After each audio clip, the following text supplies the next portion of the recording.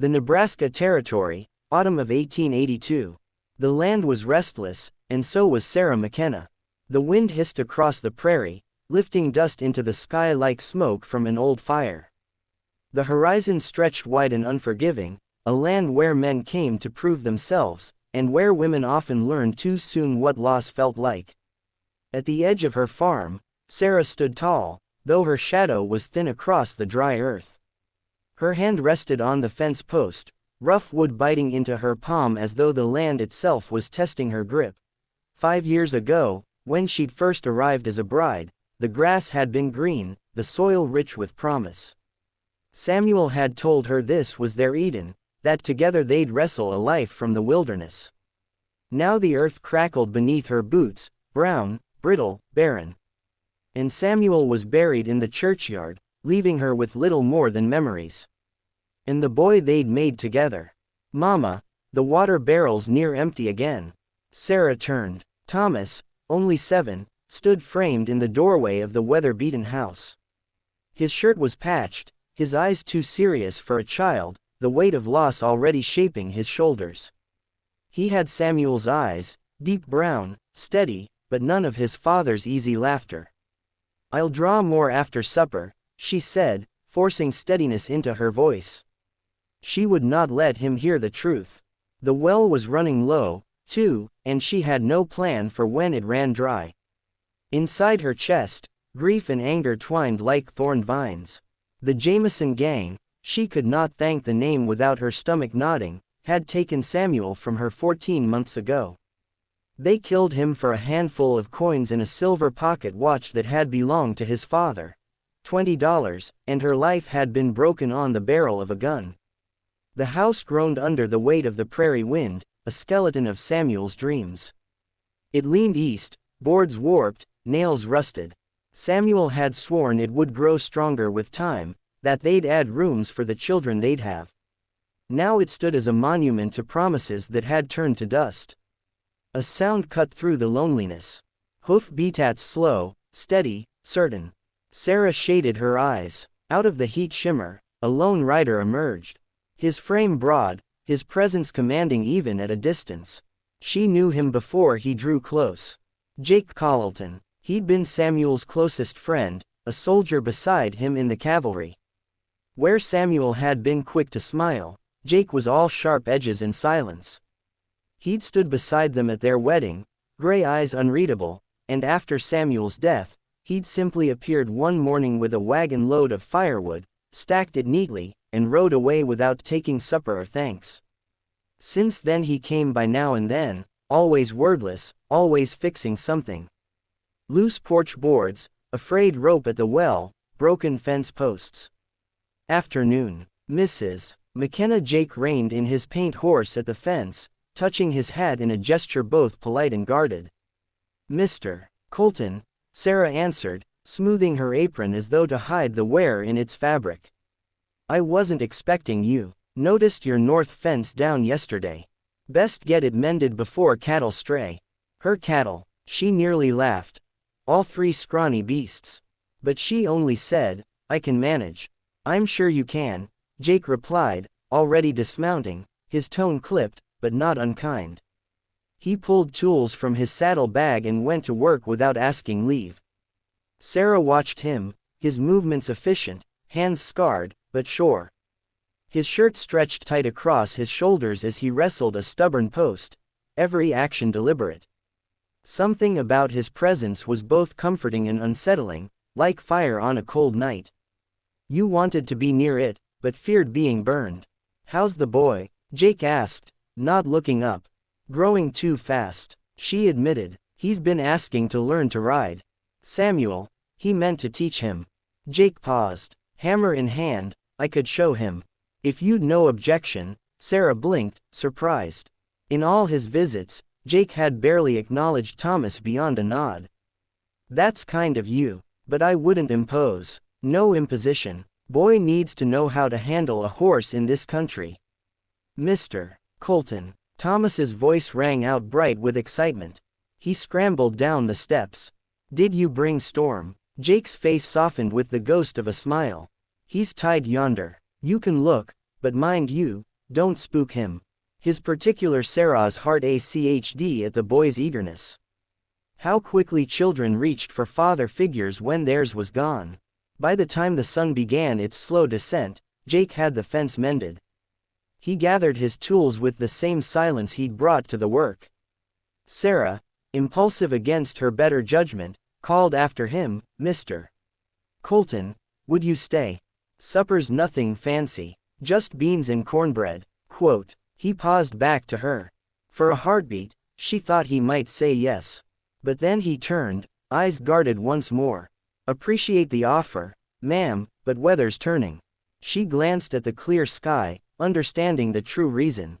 A man eating with a widow would set tongues wagging from one end of Cedar Ridge to the other. "Of course," quote, she said lightly, though disappointment pricked her chest. He mounted Storm with easy grace, then pulled a small cloth sack from his jacket. "Almost forgot, picked these up in town." She caught the bundle he tossed down. Seeds. Her failed garden mocked her. Yet hope stirred at the weight in her hand. Before she could thank him, Jake turned his horse and rode away, a dark silhouette against the dying light. Mama Thomas whispered at her side. "Why doesn't he ever stay? Don't he like us?" Sarah drew her boy close. "I think Mr. Colton likes us just fine. Some folks just show it different." She stood watching until Jake disappeared beyond the rise. The wind rattled the windows. The house groaned, and Sarah felt the weight of the seeds in her apron pocket. A promise or a warning. The prairie was not kind to widows. But perhaps, just perhaps, it wasn't done with her yet. The next morning broke with a crimson sky, streaks of red stretching like wounds across the horizon. Sarah rose before dawn, her body heavy, but her spirit stubborn. She lit the stove, set beans to boil, and woke Thomas for chores. The farm creaked and complained with every step, but it was still her home. By mid-morning, Thomas's laughter carried across the yard. Jake Colton had returned. This time, he had brought Storm closer, letting the boy ride in circles. Sarah leaned on the porch rail watching. The sight of her son smiling the way children were meant to made her throat tighten, but joy never lasted long on the prairie. "Sarah McKenna." The shout cracked across the quiet like a whip. Sarah's stomach dropped. She knew that voice. Ezekiel Hartley, a man in his 50s. Hartley was built like a bull with a face carved from cruelty. He owned half the cattle in Cedar Ridge and treated the town as if it belonged to him. He'd once offered Sarah protection after Samuel's death, his meaning clear. She had refused. Since then, he circled her like a vulture, waiting. Now he rode up with 3 men behind him, each armed, each smirking. Jake's hand went to the revolver at his hip, but he didn't draw. He simply moved slow and steady, placing himself between Sarah's porch and Hartley's men. Hartley reined in, spit to the dirt, and sneered. "Afternoon, Jake, you guarding the widow now? Or you reckon she finally came to her senses?" Sarah stiffened. "Mr. Hartley, you're not welcome here." "Careful, Sarah." Hartley drawled that tone. "Don't suit a woman in your position. You owe taxes. You owe feed. Ain't got no husband to stand for you. Best you let me help before the law takes this land." Sarah's hands clenched at her sides. The words cut, because there was truth in them. She was behind on everything. Jake's voice was low, even. "You've said enough." Hartley's eyes glittered. "What's it to you? You think Samuel's ghost asked you to keep his woman warm?" Before Sarah could answer, Thomas darted forward, fists balled. "Don't talk about my pa." Jake's arm shot out, stopping the boy short inside. He ordered. His tone left no room for argument. Hartley laughed, a sound without mirth. "See that? Even the brat's got more fire than his mama." He leaned forward, eyes crawling over Sarah. "But fire. Don't keep a roof overhead. I'll be back tomorrow, widow. You'll find it easier to say yes." Quote. He tugged his res and his men wheeled their horses, hooves kicking dust into the air. They rode off, their laughter echoing long after they disappeared beyond the ridge. Silence settled, thick and choking. Sarah's hands shook, though she fought to hide it. Jake finally turned, his eyes hard. You can't face him alone. Hartley won't stop. I don't need your pity, she snapped, voice sharper than she intended. His jaw tightened, but he didn't flinch. Ain't pity, it's fact. Men like Hartley only understand one thing. Sarah's breath caught. Violence. Jake's silence was answer enough. She looked away, shame burning her cheeks. I don't want more blood, Jake. I've buried one man I loved. I won't bury another. Something flickered in his eyes then, something raw and unspoken. But he said nothing more, only tipped his hat and walked storm toward the barn. That night, Sarah lay awake, staring at the cracked ceiling. Thomas slept soundly beside her, but she could not rest. Hartley's words replayed in her mind, each one a nail in her coffin. She had no money, no strong neighbors willing to defy Hartley, no safe path forward. And yet there was Jake. She had felt it from the first time Samuel introduced them, an unspoken pull, dangerous and steady as a river current. She had loved Samuel truly, but some part of her had always noticed Jake had always known he saw her, too. His silence had been his armor. Now, with Samuel gone, that armor seemed to crack each time he came near. The thought both frightened and comforted her. The following afternoon, Hartley returned. This time, Sarah was waiting, her shotgun leaned against the porch rail, her hand steady, though her heart raced. Jake was already there, sitting astride Storm as if he had known Hartley would come. Hartley dismounted, boots crunching on the dirt. He grinned, showing yellowed teeth. Still here, Jake? You aiming to play husband now? Jake's hand brushed the brim of his hat. His voice was quiet, almost too quiet. She ain't yours to claim, Hartley. Hartley's smile widened. And what makes her yours? The air stilled. Even the wind seemed to hold its breath. Jake's eyes locked with Sarah's, gray and stormy. Then he spoke, his words low, but cutting through the silence like a blade. Get your things, he said, voice steady, unshaking.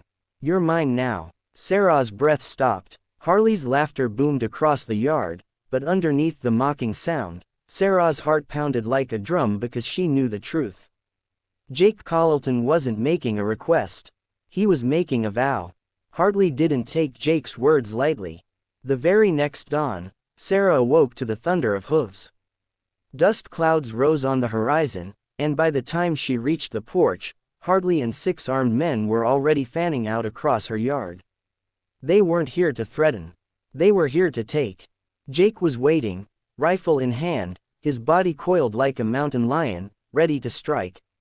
He had spent the night in the barn, as though he'd known this was coming. Sarah's heart pounded, torn between fear and a strange, reckless trust. Hartley dismounted with a sneer.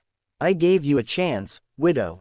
Could have had comfort, could have had safety. Now you'll have ruin. Sarah lifted her shotgun, hands trembling, but steady enough to aim. This is my land, my son's land. You'll not take it, Hartley's man laughed. But Jake didn't. His voice was low, calm, cutting through the tension. Best to turn back, Hartley. Won't be no profit in this fight. Hartley's eyes narrowed. You really think you can stand between me and what I want? Jake's rifle didn't waver. I know I can. The standoff stretched, heavy as storm clouds. Then one of Hartley's men twitched, his hand brushing his pistol. That was all it took. The crack of gunfire shattered the silence. Chaos erupted. Bullets tore into wood. Glass shattered. Horses screamed. Sarah pulled Thomas down behind the porch rail, shielding him with her body. Jake moved like lightning, his rifle barking. Each shot, finding its mark with deadly precision. 2 of Hartley's men fell before they even cleared their holsters. Another ducked for cover, firing wildly. Hartley roared in fury, charging forward, revolver blazing. Sarah's shotgun boomed and one of Hartley's riders tumbled from his saddle, screaming. Her shoulder burned from the kick, but she held her ground. Stay down, Jake shouted, reloading with terrifying calm. Hartley advanced through the smoke, eyes wild, revolver aimed at the porch. Sarah froze, fear locking her limbs. Then Jake stepped into the line of fire. The world slowed. Harley's gun cracked. Jake staggered, his rifle slipping from his grasp. Sarah screamed, her heart stopping until she saw him straighten, blood seeping from his shoulder, but his grip steady as iron. In a single motion, Jake drew his Colt, aimed, and fired. Harley's body jerked, his revolver dropped. He stumbled, eyes wide with disbelief before crashing to the dirt. The sound of his fall seemed to suck the life from his men. Those still standing fled, spurring their horses in a panic, leaving their leader's body behind. Silence. Only the wind remained, carrying away the dust and the echoes of gunfire. Sarah rushed from the porch, Thomas clinging to her skirts. She fell to her knees beside Jake, hands frantic as she pressed against his wound. "You fool, you could have died." Jake's gray eyes met hers, steady even through the pain. "Wasn't going to let him take what's mine." Her breath caught. The words struck deep, carving through fear and doubt alike. Tears blurred her vision. "And what am I, Jake? Am I truly yours?" His hand, calloused and scarred, found hers, always were. "Just took me too long to say it." For the first time in months, perhaps years, Sarah let herself weep, not from grief, but from relief. She wept for Samuel, for the broken years, for the terror of losing everything. And then she wept for the hope she had thought buried with her husband. The hope that now bloomed again, raw and fierce. Jake leaned closer, his voice a whisper meant for her alone. "Get your things, Sarah. You're mine now, not as a prize, not as a claim, but as a vow I'll keep to my last breath." She closed her eyes, pressing her forehead to his, and in that moment, the prairie no longer felt empty. Days later, Harley was buried without honor on the outskirts of Cedar Ridge. His men scattered, unwilling to test Jake Colleton again. The farm was still poor, the land still harsh.